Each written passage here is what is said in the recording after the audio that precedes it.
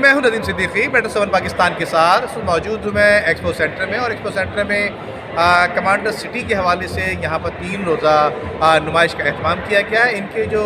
Commander city نے سب سے سستا جو کہ M9 کے مقام پر سپر ہائی وے پر پروجیکٹس کا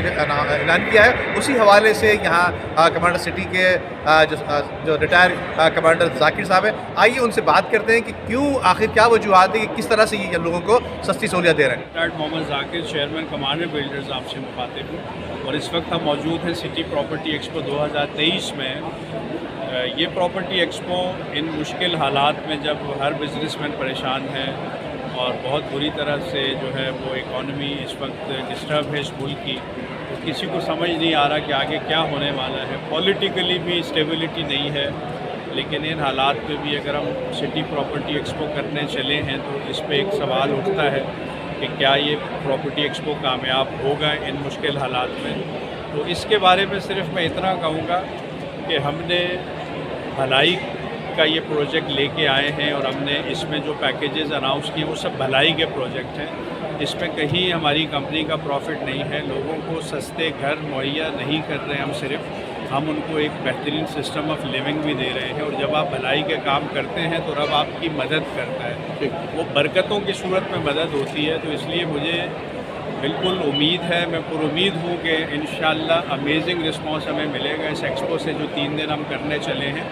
اس میں کل اور پرسوں یہاں سے شٹل کے ذریعے لوگ وزٹ بھی کریں گے، اور انتہائی سستے پیکیجز ہم لے کے آئے۔ ہم 34 لاکھ پہ بنگلہ دے رہے ہیں اس وقت، بک کر رہے ہیں، جبکہ 34 لاکھ میں کسی بھی ڈیولپڈ سوسائٹی میں پلاٹ نہیں مل سکتا۔